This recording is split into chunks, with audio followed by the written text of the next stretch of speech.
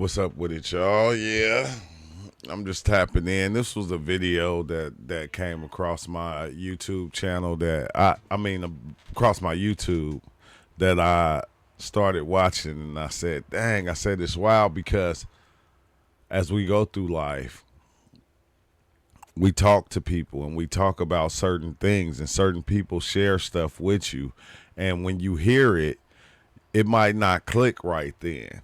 Cause like it was a story that Rob was telling me, like in his native country, it's a poor part, and he wanted to take his daughter there in order to show her, what it was like over there, and show her that things be bad in some places. It just it don't be good. But in those conditions, the people still live in a good way. They're still happy and all these other things. And I started to watch this video, and it like this better explained what he was trying to tell me, which I didn't get at the time, but I get now. So I'm just saying, I thank you, Rob, for giving me that story. But we gonna get into it, and y'all let me know what y'all think about this. While you're here, you might as well go on and hit that like button. This is a reaction video, so let's just go on and get into the video. Donald Trump thinks that you're so racist that you're going to fall for him blaming people who didn't cause these problems. It's almost like a way of saying to the person who actually might be racist, it's almost like appealing to their better nature and saying, surely you're not going to fall for that. He's trying to manipulate you. He's trying to get you to think that the reason you don't have a job is because of Mexicans. But that's not true, and you know better than that, because there's actually some research which says that when people who actually do have bias, and we all have some, we've all been programmed to have it in this culture, one of the best ways to get people not to act on bias is to challenge them to rise to the better angels of their nature and treat them like people who are capable of doing right even when their inclination might be to do wrong. There's this particular moment, this particular man, this particular administration any more credit for creating this problem than he deserves, because this thing has been around since long before Donald Trump. This thing has been around long before Trumpism, right? We can't give... Hey, that's crazy, because a lot of things that happen today that seem like they're brought to the light. That's one thing that I always say. Everything that's going on, it's always been happening. It's nothing new. We always said there's nothing new under the sun. They just got better at doing it. They got better at hiding it and not letting people see it for what it is. But we hear stories about this stuff in our own scriptures that we read. Give all the credit there. It's not like Donald Trump thought up some new stuff. It's not like Donald Trump created the problem. This is a problem that goes back to the founding of our country. So we'll get to that. But I want to start somewhere else. If you don't understand, for instance, the history, the predicate, what came before, when it comes to the subject of law enforcement misconduct in black and brown communities, for instance, right? If you don't know that history because it was never taught to you, right, then a movement like Black Lives Matter won't make sense to you. If you don't understand the way that black life has been discounted and denigrated and has not mattered institutionally to an awful lot of folks, right, then somebody proclaiming that Black Lives Matter will seem irrational. It will seem horribly militant and separatist and maybe even hateful. And then you'll say things like, but what about my life? What about me? All lives matter, don't they? That's what a lot of people are saying. All lives matter. It's like, man, it's because you don't understand. What about me? I know, Precious, I know your life matters. I know my life. You don't have to tell me that all lives matter. I get that. I got 2 children. I got 2 teenagers. They're 15 and 13. They are white. That is what happens when white people make babies. You get white babies. They are white. I know that their lives matter. You don't have to tell me. I don't need a bumper sticker to remind me of the value of my own children's lives. The point is, every cop in this country also knows that my daughter's lives matter. And every teacher knows, and every employer knows, and every bank loan officer knows. That is to say, we don't have to specify about my daughters. Their lives and the value of their lives are taken for granted. You only got to specify that which gets routinely ignored. You only have to specify that which we tend to forget, because remember, white folks have a long history of saying all and not meaning it. We do. Let's get into that. Now, it's not representative of all white people, but I gather he's one of white people's favorite white people. Thomas Jefferson said, did he not, that all men are created equal, endowed by their creator with certain inalienable rights, among these life, liberty, and the pursuit of happiness. There's that word all, as in all lives matter, all men are created equal. But when Thomas Jefferson wrote those words, he owned over 250 other human beings, so I'm guessing he didn't really mean it. Man. But he said it, right? And when the Pledge of Allegiance was written, first iteration in the 1880s, there were several afterwards. And that's wild because, like, even like we was talking about this the other day, like I was saying, the ones that put the Bible in English, they were like certain rulers. They did this still for power. They didn't do it to help people. They did it to help themselves, to make it easier for them to still stay in power and collect money and from everybody else.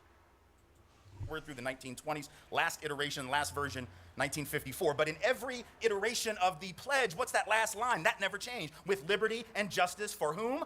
All. There's that word again, written by white folks who I dare say in 1888 or whatever it was, did not mean it. Nor did they mean it in the 20s, nor did they mean it in the 50s. So what black folks are trying to tell us with BLM, whether we're prepared to hear it or not, is that when y'all have been forgetting that we're part of the all, we're going to have to remind you.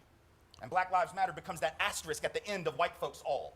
As in, yeah, y'all need to be reminded from time to time that you've been forgetting some folks. Now, we can certainly make the argument that we got to be clear that indigenous lives matter, and Latinx lives matter, and Asian Pacific Islander lives matter, because those are too often discounted as well. But trust me when I tell you that in this country, when black lives finally do matter, at the institutional and systemic level, all of our lives will, and not one moment before that, see? But if you don't know the history of misconduct, nothing I said will make sense to you, because for a lot of white folks, we have grown up in a society where the police really were the protectors. We just had a different relationship to law enforcement than a lot of people of color have. This isn't about bad cops, good cops, by the way. It's not about, oh, all police are terrible, all police are racist, all police are brutal. It's not about people, it's about systems. Right? Man. And law enforcement as a culture has a history of abuse, and every Angelino who is black and brown knows that. And it's crazy. That's what I'm saying. The system been around for so long. This system been around since ancient times. It's not nothing new. Everyone in this greater area who is black and brown knows that. Everybody's been in Pasadena long enough knows that. Right? Black folks, for instance, know that modern policing traces directly to slave patrols. That's the first iteration of policing in this country. Right? And there's a bright line relationship between that and what came next. Cops were the ones who enforced the slave laws. Cops were the ones who enforced segregation. Cops were the ones who collaborated with riots in black neighborhoods, burning them to the ground in the 20s and 30s. Cops were the... It was the cops doing it all. Yeah, and a lot of people don't even know this. They don't know this, and they wonder why black people got a phobia of cops. This is why. The ones who collaborated with military uniformed officers in Los Angeles in '43 during the Zoot Suit riots when they rampaged in Chicano neighborhoods. And Chicano folks in this area know that history. A lot of white folks weren't taught it. And you can't know what you weren't taught, and you can't teach what you don't know. So I'm not saying you ought to feel bad for not knowing it. I'm just saying when you don't know some stuff, you miss some stuff. When you have the luxury of being oblivious to that history, you miss some stuff. People of color don't have the same luxury. And him saying that, that's with everything. That's with like every idea, every belief system that is out there. You don't know the history of it. You just believe it because that's what's there in your face. So you take it for word for value, but you don't really know the history of it, of how it even got to become what it is. And when you don't know the history and you're trying to protect something that you really don't know the history of, that's like Phil used to say, that's when you find out people are just ignorant. They know that it was cops that pulled protesters off of the stools during the sit-ins in the South where I'm from. That wasn't done by random folk off the street. That was cops with guns and badges and the power of the state. See, here's the problem. Whether you're a good person or a bad person, and you become a police officer, I think most people who become cops, most people who become teachers, most people who become whatever they become are good people. I think most people are good folks, just in general. I think most people don't wake up wanting to hurt other people, but here's the problem. If you have a job that involves enforcing the law in a society where the law is the problem, right? Let me repeat. If you have a job to enforce the law in a society where the law itself is the problem, that is to say segregation as a law, enslavement as a law, indigenous removal as a law, right? The dislocation and dispossession of Latinx peoples from their land, where that's a law, where Japanese internment is a law, right? Then the people whose job is to enforce that law by definition are agents of injustice. Man. That's not about hating the police. And not even knowing. They're ignorant to what they are doing. Because it like what I said, when you see me make the thumbnail of the angel being on the demon's shoulder, telling the demon what to do, it's because the demon think he's doing good, but he's not. He think this, and then you got the angel with a demon on its shoulder, thinking that it's doing good, but it's doing wrong. But the demon think it's doing bad, but actually sometimes that demon will be doing something good. And then the angel thinking it's doing something good actually be doing something bad is what I meant to say. But yeah. That's just obvious, right? If you are the enforcer of the system and the system is the problem, then you are part of the problem. If you want to be part of the solution, you got to flip that system. Right? You can't stand at the end of the conveyor belt in the factory marked The sausage DMT factory conveyor and be belt. shocked when all the stuff it sends you is sausage. If you're sitting down there and you're like, where the hell are my chicken nuggets? You clearly did not read the sign, yo. It said it was about sausage. So you probably ought to understand the system is contributing and producing exactly what it was intended to produce. Right? And if you understand the history, that doesn't sound radical. It just sounds obvious, right? But if you don't know that history, it seems absurd. So you got to understand the past to understand the present. That's the point. But it's not just with regard to policing, right? It's with regard to just any inequities that you see. And I think about this not as an educator, not as a writer, not as a scholar, activist, or anything. I think about this as a dad. Man. Because like I said, I got these two girls, they're 15 and 13. And when you're a parent, you always sort of pay real close attention to how your kids learn stuff, right? And you can see like when the light bulb goes on over their head, and it's sort of a really amazing moment because you're like, oh my God, they just figured out something. Yeah. It's sort of cool, and you try to commit that to memory. All right, so a couple years ago, I'm driving with my girls to their dance studio, they're dancers, and we were leaving their school to drive to the studio, about 8 minutes on surface streets in Nashville, Tennessee, from their school to the downtown studio, where they were both in the company. And it's a drive we've made every day, virtually every day for like a year and a half during the week and once on weekends. So we're used to this drive. But on this particular day, something different happened. We get stopped at a red light. And that red light happens to be in the middle of public housing, right? Both sides of the street, public housing apartments, or what we refer to in this country as projects, right? The projects. And the 10-year-old daughter, whose name is Rachel, sitting in the back seat, looks around, and I'm sure she had recognized the racial demographic of that neighborhood before because we've been making the drive every day, right? But that day she says, Daddy, why is this neighborhood pretty much light black? bulb turned on. Oh, that's a hell of a good question. Right? I mean, that's a really deep, like my kid, my 10-year-old is doing like urban anthropology in the back of my Highlander, y'all. That's like some pretty serious stuff. Like I was very proud too, because after all, this is what I do, right? And she's like noticing stuff and I'm like, oh, I'm so proud.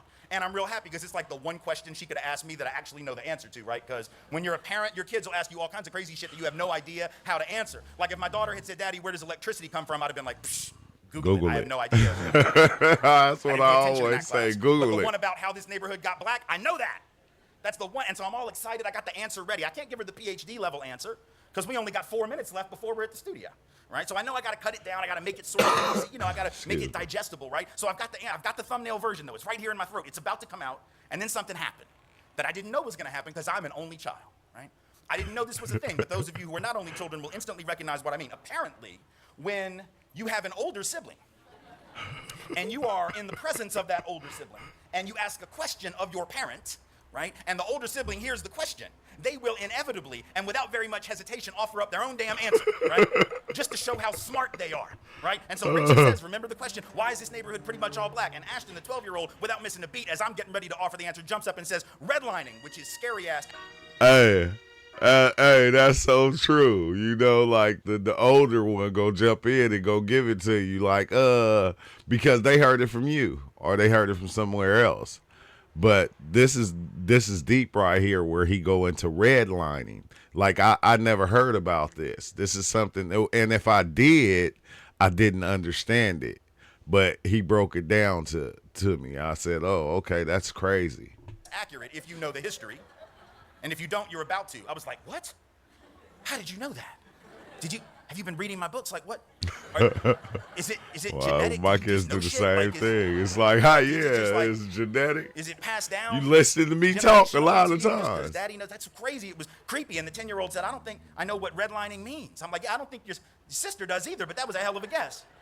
Right? Now, here's the thing. To be honest with you, her answer is not quite right. She actually sort of got it twisted a little bit because redlining is not how it got black, but it is how it got poor. So she's sort of conflating race and class, but I'm going to give her half credit because, damn, she's 12 years old at the time. But let me just sort of explain to you what redlining is. Redlining is a thing that some of y'all will know what this is, but in any event, it was something that was very common. It was done as a matter of course all through this country, north, south, east, west, everything in between, where banks would take maps of neighborhoods and they would take a red marker and they would draw a line around black neighborhoods, and occasionally they would do the same with Latinx neighborhoods, but especially black neighborhoods. And anybody who lived in the boundaries of that neighborhood was not going to get a loan. You weren't going to get a business loan. You weren't going to get a mortgage loan, nothing. And it didn't matter if you had good credit, didn't matter. Didn't matter if you had a good job, didn't matter. Didn't matter if you had a good education, none of it mattered. You weren't getting a loan just because you lived in that space.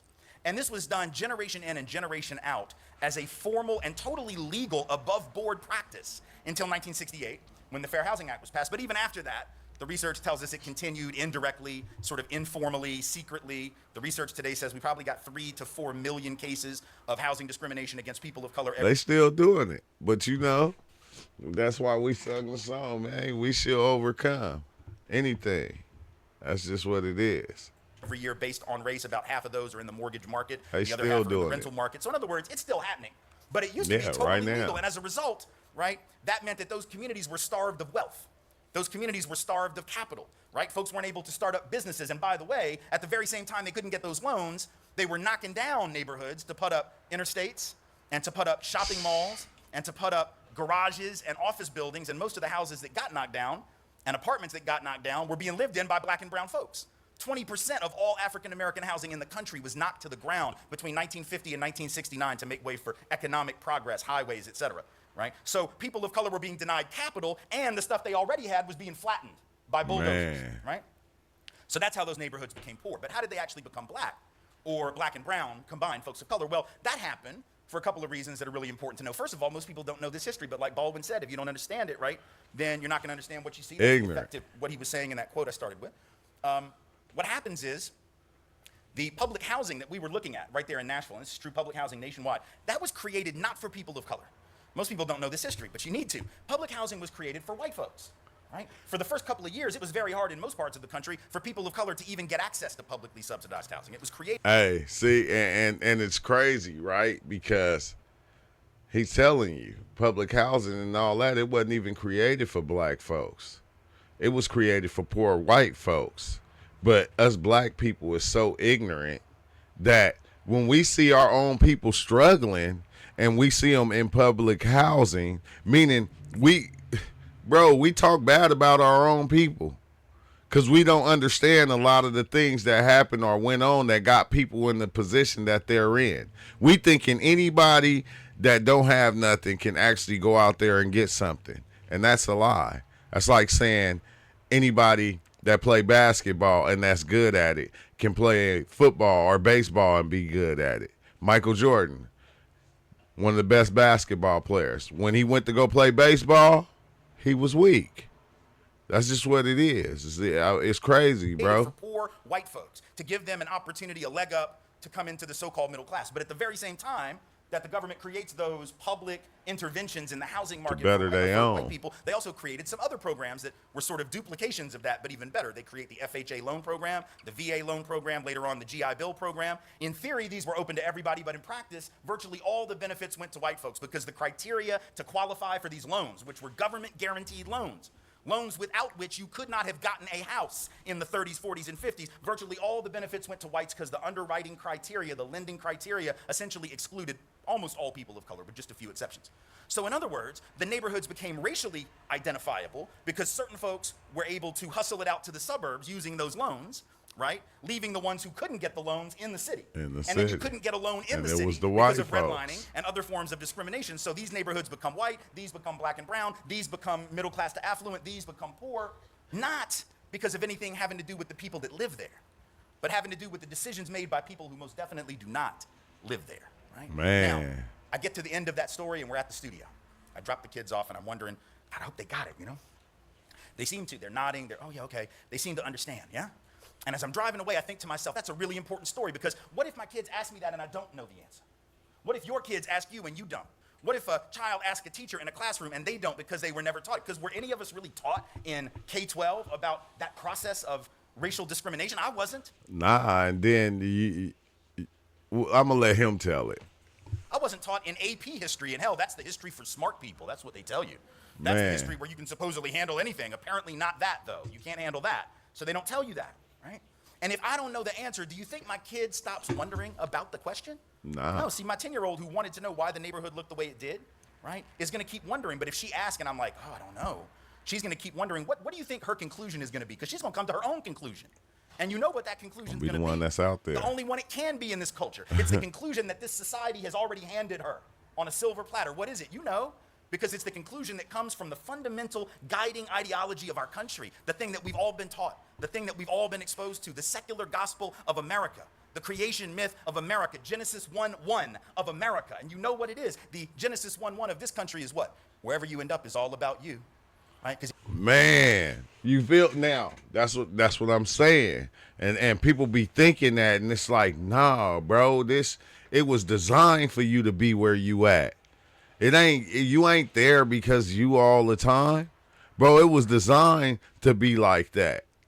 Over time, as it changed, they let a few people out. It's almost like having a cage full of rats.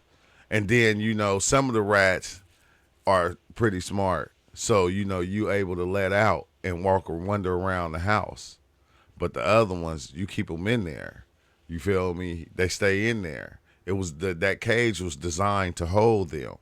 And that's what they built. They built that invisible cage in order to hold like our people and these people and those people in it. But it was open far enough to where theirs can come out if they fail into the struggle. It was always ways for them to be able to get out of that cage or get out of that hold. Is if you just worked hard, you'd have made it. If you didn't make it, there's something wrong with you. You should have worked harder. The notion of rugged individualism, right? That's the fundamental building block of our country. But if you're taught that, and then you look around and you see this level of inequality, and you don't know the backstory of how we got that inequality, then you end up defaulting to the idea that these people are down here living like this because there's something wrong with them. Man. And these people over here are up here living like this because they're superior. In other words, and that's what's crazy, right? Because once you get outside of living like that, you get to looking down on your own people. You get to talking about your own people. You get to treating your people like the whites treated your people. Because you ignorant to what is going on. Just because they let you out the cage. Because you made it out of the cage, out of the trap. Everybody can't make it out the trap. Everybody, bro, this shit is crazy, bro. I'm glad they put this video up. Racism becomes almost rational unless you question that ideology. Just like sexism does, right? Because if you look around and you see men disproportionately on the hierarchy, right, and you see women disproportionately below them on that hierarchy, then it becomes almost logical for people, even women, to internalize a belief that they don't have the same capacity as men. Classism becomes rational. Where you look down even on poor white folks. You look down on poor white folks in coal country and Appalachia. If they would just work harder, everything would be fine. We don't have to do anything to the job market or the larger economy because they're to blame. In other words, if we don't understand how we got from point A to point B to point whatever we're at now, we end up making conclusions that are fundamentally going to reinforce racism, sexism, and classism. And here's the thing. Every one of us knows that myth is a myth. We know it's not about simple, rugged individualism. We all know people, do we not, who have worked hard their whole lives, got nothing to show for it. Man, man, this shit is crazy. Because we do.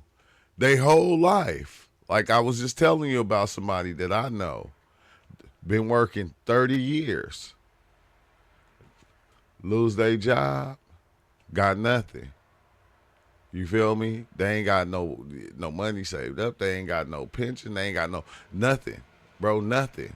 You 70 years old and you still struggling. Like we see a lot of people like this. We see them old people working in the stores, in the grocery stores, at the fast food restaurants. And we think, it's something wrong with the person. And it's not. The system was built like that, bro. The system was built like this. And we all know people who were born on third base and think they hit a triple, right? Never had to work hard. Right? And they'll never lose what they've got. I'm even told, now this may be a rumor, y'all tell me, but I was told, as hard as this may be to believe, that there are even people who inherited their father's real estate empire in the 1970s, got to take over his real estate portfolio in the 1970s when it was worth $227 million already, and turned it into a few billion and decides that makes him a self-made billionaire. Have y'all heard that story? I heard that story. I don't know who I'm talking about. I forget the name, but I feel like that's the thing, right? We know it's not about rugged individualism. It's about head starts, who had them and who didn't. It's about an 8-lap relay race where some folks started on lap 5, and some folks had to start at lap 1, and then were shocked when the ones with the 5-lap head start crossed the finish line first. That's what's supposed to happen when you have a 5-lap head start. Yes?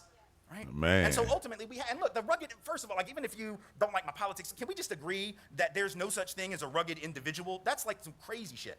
Like really, truly crazy. Because what would that even entail? First of all, there's no such thing as an individual human being, right? Because humans have always lived in collectives. We are a social being. We're a social species. None of us were raised by The collective consciousness. ourselves on an island by a porpoise, right? We've had families, we've had tribes, we've had cultures, we've had nations, right? We've all been raised in a social context. None of us were raised by a porpoise on an island. If you ever actually meet someone who qualifies as a true rugged individual, for the love of God, you need to get the hell away from that thing. Because it's gonna be dangerous as hell. It's gonna be like a feral animal. It's not gonna have language, right? It's not gonna know that it's not supposed to eat you because nobody ever told it that, right? Because it was. This is what trips me out is when I talk about certain stuff. And then, or I talk to somebody about certain stuff, and then it pop into what what I've said, mentioned, or somebody mentioned to me. Now, this is what I said a long time ago, bro. I said, if you take a human and you let a wolf raise a human, and that human don't have no language, no culture of any human, bro, that thing is gonna be wild. It's gonna be a wild animal. You feel me? Everything that a human knows comes from the human before. Like even if you take a baby that was born into society and you let it be raised by an animal out there, it's gonna, if it's a dog, it's gonna be barking. If it's a porpoise, it's gonna be squeaking. If it's a weasel, it's gonna be squeaking. If it's a duck, it's gonna be quacking. Bro, this shit is amazing. Rugged individual being raised by the porpoise on the island. They sit Man. there like, I'm just gonna eat you. They don't know. Rugged individuals would be dangerous. You don't want them running your country. You don't want them running your business. You don't want them as neighbors, right? The good news is there aren't any such people. We've all had help. We've all been raised in a social context. We have to understand that context in order to understand how we arrived at our current position and at our current. And some people was just raised to be racist. Because they parents and parents before them and whoever was racist. And they didn't just, it wasn't something that they just knew or that just came to them. Because that's what I was saying about, my kids as they went to school and they experienced a couple of racist friends. We're talking about elementary school. Like people are out there showing their kids racism at an early age to where they grow up with it. They're born into it. Current place, right? And it's very dangerous for us not to do that, right? It's dangerous when we think about the policing thing again. I can tell you right now, the only reason I'm standing here. See, if I'm gonna ask you to think about that, how you ended up from point A to point B, I gotta do the same. So I'll model the behavior I'm asking about. Because once again, this is where privilege comes in. This is where we have to understand the context of our own lives. I'm only standing here because the war on drugs is not about drugs, right? Going back to that issue of policing. I'm only here because the war on drugs isn't really about the thing it pretends to be about. What do I mean by that? I think you know what I mean by that. And I can tell you what I'm about to tell you because the statute of limitations has expired on this shit and they can't touch me now. I'm being quite serious. Keep in mind now, the reason I know the war on drugs isn't about drugs, two things. One is all the data tells me. Centers for Disease Control, National Institutes on Drug Abuse, every study you choose to consult says what white folks are just as likely, if not more likely, to use drugs, just as likely, if not more likely, to possess drugs, just as likely, if not more likely, to sell drugs, just as likely, if not more likely, than people of color to become addicted to them, right? So the rates of usage, possession, dealing, and addiction equal or greater, depending on the age group for whites, relative to people of color. That's one way that I know. The other way is the fact that I'm here. Because in April of 1988, I was headed back from a college debate tournament. I was at Tulane University in New Orleans. We went to a debate tournament in San Antonio, driving a rental car back. And I get stopped in Gonzales, Texas. I do not recommend this, by the way. I get stopped in Gonzales, going about 13 miles an hour over the limit. So I pull over. It's just me, my debate partner, another two-person team, and the coach. And I'm nervous, right? And I'm nervous because I know what's in the car, other than debate evidence.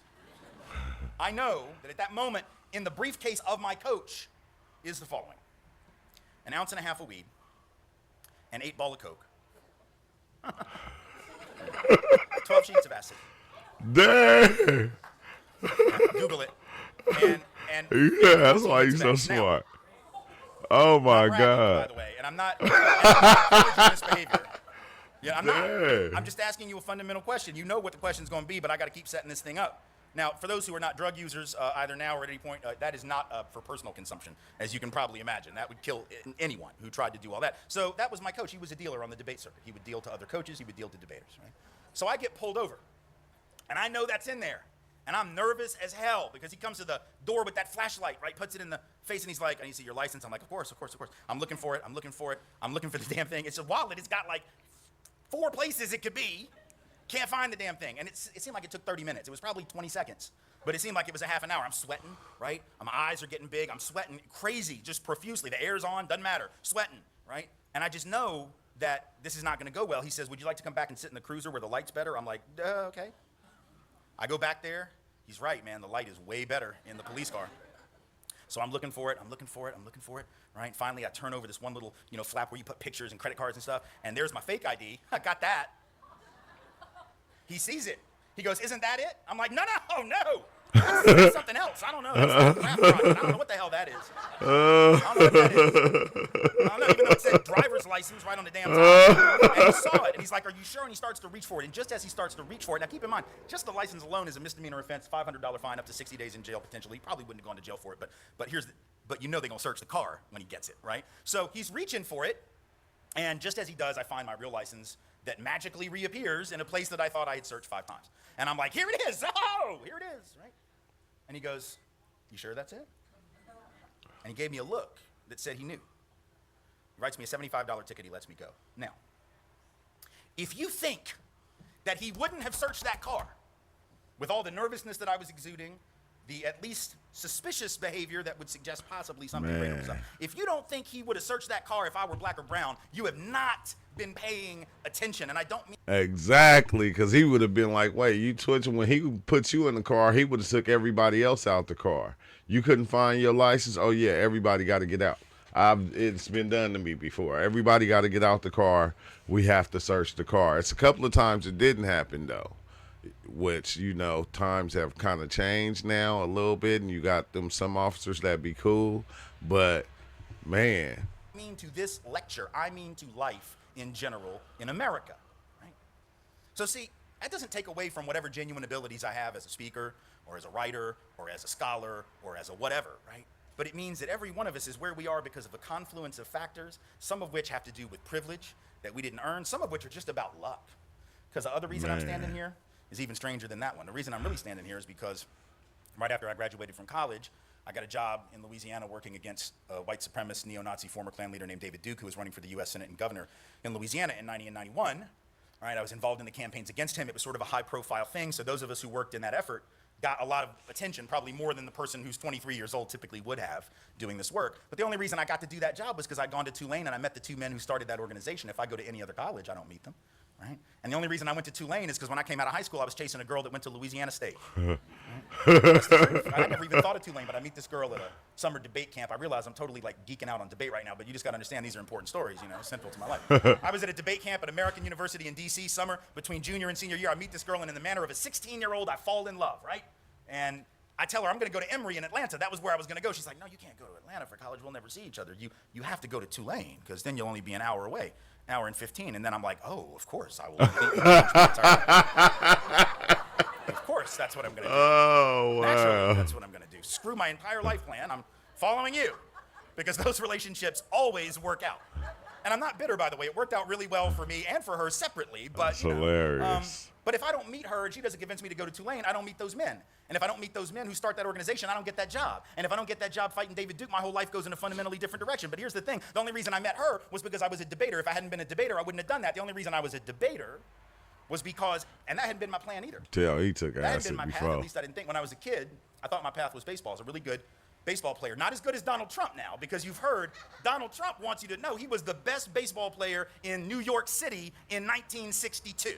That happens to be a year that the Yankees won the World Series, but he was better than all of the players on the Yankees. He literally said this. So I wasn't Donald Trump good. but I was good. And I thought, I had college scouts coming to my games when I was like 11 or 12, and so I thought, man, that's going to be my path. But then tried out for the high school team, had the most inexplicably horrible tryout in the history of tryouts. It's like I couldn't catch anymore, I couldn't throw, I forgot all the rules of the game. I get cut and had to find a different activity, which became debate. If I make that team, I'm not going to be debating, I'm going to be playing ball. If I'm not debating, I don't meet Monica at American University, I don't end up at Tulane, you know the rest of the story. What I'm really trying to tell you is I owe everything to that asshole that That's crazy because we always talk about that, like how all these situations led you to right here where you at right now. It's like you can tell he's done psychedelics before. I bet you 100% he has. cut me from the baseball I mean, they team. got caught. They had acid on them. And to Coach Cantrell, I say thank you. Well played, because that ultimately made the difference. The point I'm trying to make is we got to challenge this notion of meritocracy, this idea that we end up where we are just because of our own hard work and our own effort, right? That's not true for me, as I've just proven. It's not true for any of us. Anywhere we get in life, we've had help. Some of it's been about race, some of it's been about gender, some of it's been about class, and some of it, like the baseball story, is just about luck. Right? And if we'd be willing to own that, we'd be quite a ways further towards challenging racism, sexism, classism, and all these forms of inequality, because we wouldn't be looking down on folks who hadn't made it yet. Right? I'm gonna end it right there. Yeah, we wouldn't be, and that's a, you know, I had these talks with a lot of different people, you know, because that's what we do. We look down on the ones that we think are stuck in these places. You feel me? And it's like, nah, you can't do that, because that just means you don't understand. Like, you don't understand how everything got to the where it is. A lot of these people are there because it was built like that for them to be stuck in that place. This is how the structure was built. So it's like, bro, we got to be more understanding of other people and life and what's going on. Because I had somebody tell me that about homeless people. And they was like, well, you know, they can get out of it if they want to. No, everybody can't. Everybody can't. It's like that. If everybody could get out of homelessness, it wouldn't exist no more. But it's a thing that we made. We made it a thing already. So it's going to always be somebody in it. It's always, like, since ancient Egypt times, they had homeless people. That's not going to change, because all these systems are built behind the same system that started the system of society. They're made in a certain way to keep the ones up here, keep the ones down here. Like if you go back to the ancient Israelites, you feel me? Like, I was just watching on Amazon Prime. I've been watching the story of David, and the way David, you know, when he fought Goliath. You know, they had a certain belief or a certain understanding that they was putting out to everybody. Like, okay, the Israelites was this. The Israelites was that. They built that and made those stories for a reason. For a reason. For other people to even believe that these people were given a certain strength nobody else has. That nobody else has. And once you do that, it's going to be easy for you to come upon the Israelite and be defeated by it, because you're going to be already defeated in the mind with the stories that you got, because you believe that these is God's chosen people. So you're going to already be defeated by your belief, by your idea, when we are all God's chosen people. And the day we figure that out, bro, it's going to be making it better for everybody. Not just one people, because we're all in this together. We're all part of the conscious collective. We're all part of it. So with that, man, I'm a cut on out. But, man, I didn't think I was going to watch the whole video. You know, usually I don't run a person's whole video, but I had watched about 10 minutes of it, and I had to do a reaction to it. So that's what made me go and just, man, it had me stuck right now, because I'm listening to this guy talking. I'm going, dang, you feel me? Like, bro, it's a lot we don't know. It's a lot we don't understand. It's a lot, you know, we just follow the narrative of the story that we've been given, because we done been preaching this same story for so long, but the story that you preaching is not even your story. It's somebody else's story. It's a story that you got put in. It's like almost like the story was written already, and they chose you as the actor in the story. But the story was already written. It was written a long time ago. And it was many actors that played that story. And now you're just another one playing it again. And then another one after you gonna come and play the same story, might do it in a different way, but a million times, same story, bro. It don't matter. White, black, green, purple, red, same thing, bro. But let me know what y'all think about this video. If you like it, like I said, hit that like button. If you ain't subscribed to the channel, subscribe.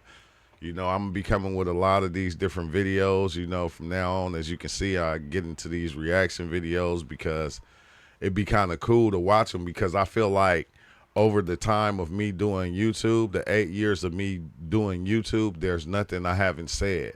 I done said everything already. So I think now it's just better to sit back and let somebody else say it, and I go, oh, this is exactly what I was saying. I know I wasn't the only one thinking it. You feel me? So y'all have a good day. Stay blessed, man. Stay cool. And I'll see you next time. Peace out.